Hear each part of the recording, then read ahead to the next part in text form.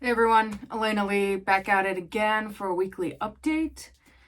I just published my book, Coming to America, an adoption story, back in September, and then did my website that you're hopefully on, or at least got to this audio or video through elenalee.net. Just providing another weekly update on, again, random different topics, but this week I'm actually going to cover holidays and how adoptees might perceive the holidays. I know I have my own personal opinions about it, and so I'll just kind of go into that, especially since we're right around the corner for multiple holidays. The most direct one is the Thanksgiving time frame right now. We're in that week, and then shortly after we have, I apologize, I'm not going to know all the holidays that are around the corner, but Hanukkah, obviously Christmas, New Year's, and then you start the New Year. So lots of holidays coming around, lots of celebrations, lots of events, lots of family time, lots of pressure on whether to buy the right gift, to spend your time with this family or that friend. And I'm sure that a lot of people just in general feel the pressure of the holidays, but there's also an added element to, I think, the mental aspect of holidays and the adoptees that go through it. So I want to kind of talk about the first one of maybe the people and the kids that haven't been quite adopted and how they're perceiving the holiday time frame. If you think about it, they're in the foster care or in an orphanage or wherever, and they don't quite have a family to celebrate this time. While there's a lot of different organizations that try to sponsor kids in those systems, unfortunately it seems like it's only around the holidays that they're focused on, of helping those kind of kids. And while it's great, it's still a hard time for those kids because it's a constant reminder that they don't have family. While they're probably grateful for different circumstances and things, they don't have the exact aspect that the holidays pressure many people on, which is the gathering and the family time and the gift giving and the receiving. And those are all elements that adoptees or not quite adoptees have and or don't have, and it's a constant reminder of that. And yeah, sure, there's certain elements that you just have to get over of what you do or don't have, but it is a hard one that they go through, of being reminded that they don't have family. And so that brings me into my next point too, is even the adoptees have a hard time of the holiday time frame because, again, it is a heavily pressure topic of family time. And while it's great to have family and have that loving home, it's still a constant reminder of what they don't have, which is that biological connection, that actual family connection. I obviously can't speak for everyone because everyone's circumstances are different, but I do know a lot of adoptees struggle with this mentally. Years ago, it's probably been way beyond that, but I acknowledged that I had a really hard time with holidays. Actually, even my birthday, where I noticed I didn't want to be anywhere during those time frames. I would just try to find a trip or book a trip. So I would be out of town, not around people. In fact, I hated when my birthday came around because, one, I just don't like kind of being the center of attention. I don't want happy birthdays and surprise parties or whatever. I'm sure there's a reason for it, and I'm sure I'll unravel it. But one of the things I noticed was I would always try to book a trip, and my birthday's around Labor Day. So it's a pretty good long weekend, and I would just go, oh, it's Labor Day, let me go book a trip to wherever. And only in the last couple years did I realize why. And it was because of the way it made me feel. It, I think, subconsciously reminded me of not having my biological parents to celebrate that, and just that constant reminder of my situation. And back then I was not mentally as strong as I am today with the circumstance, but back then I struggled heavily, and I wanted to just have a mental distraction of traveling. I was focused on itinerary, scheduling things out, and mind you, I don't really take a lot of vacation anyways, but when I did, it was around my birthday. And sometimes the holiday time frame, but not really, where around Thanksgiving and Christmas, I actually hated that time frame for when it came to work, because I acknowledge I used work as a mental distraction of not feeling and going through years and decades of things I've bottled up. And I continued to do that. I suppressed. And so I would use work as my distraction, mental distraction. And the holidays were really rough because people would take time off. I wouldn't. I would be in the office, but it's so slow. There's nothing going on. And then I eventually went to a company that would take, it was plant, they would take almost 10 days off.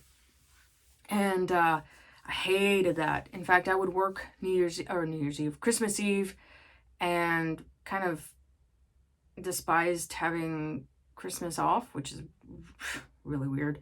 But it was basically because I wanted that mental distraction. If I was off, I was probably thinking about things that made me really sad mentally and didn't even know how to acknowledge it. I can admit that now, but back then I didn't realize it. And so I would never take time off. I just wouldn't. I wanted that mental distraction. And the holidays were especially hard because while I love my family, it's still a constant reminder of being adopted. The mental aspect of not having your biological parents. And I think one thing I've always struggled with and have come to terms actually is one thing that's always been with me is I cannot remember the face of my biological mother. I just don't recall how she looks. I've only met her twice, and she didn't know who I was, and so it's hard to have that reminder, especially around the holidays. Even though you long for that family, it's still a pretty deep reminder of what you don't have and what you've struggled through for decades because of your adoption and your circumstances. And again, I'm grateful for my family, don't get me wrong, but it's still an element of myself that I've had to work through. And I'm sure other adoptees have had this as well, that it's just this constant reminder. In fact, I cannot wait for the holidays to get over with, because that pressure of family time, the pressure of just everything around the holidays, like finding the perfect gift, spending time with your family, spending time with your friends. It's just a lot of pressure that sometimes it feels super overwhelming beyond just, oh, what should I decorate or what should I not? Like, don't get me wrong, I do like the holidays. I like the Christmas aspect of it. I like that people are happier.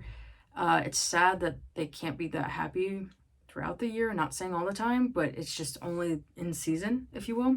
But I digress. But it is a reminder of the things you left behind or never had. And I know, just in conversation with other adoptees, they struggle with that. So be mindful when, especially with families of adoptees, when you're forcing your kids to spend time with you and putting that pressure on them. It's like, okay, yeah, great. You want to spend time with them, understandably so.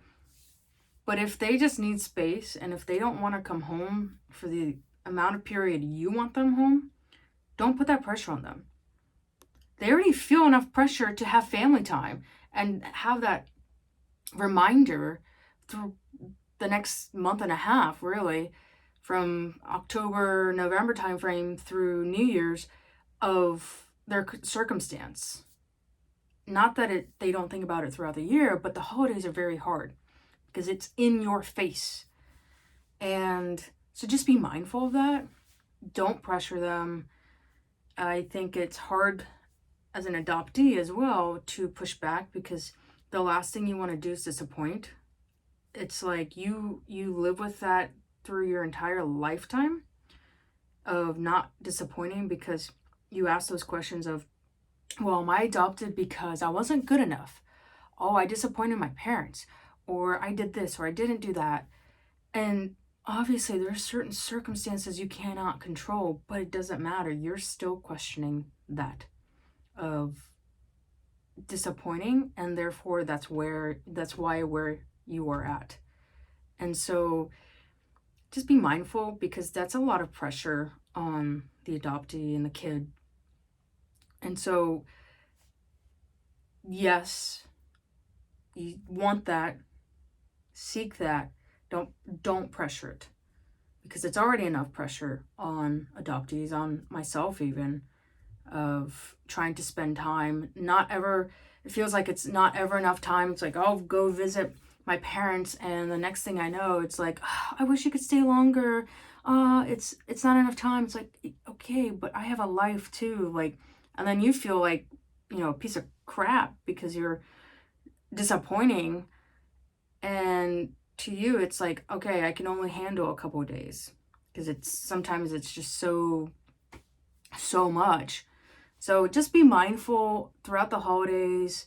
Check up on people. Like, some people can look happy and excited, but deep down they're just struggling because it's a lot of pressure. And that's beyond just adoptees, right? A lot of people could probably feel stressed out of cooking, having people over, cleaning, taking care of whatever it is that they need to because it's the holidays, gifts, gift wrapping, cards, you name it. It's a stressful time, which is crazy because it's the holidays, but everyone's different in the way they handle it.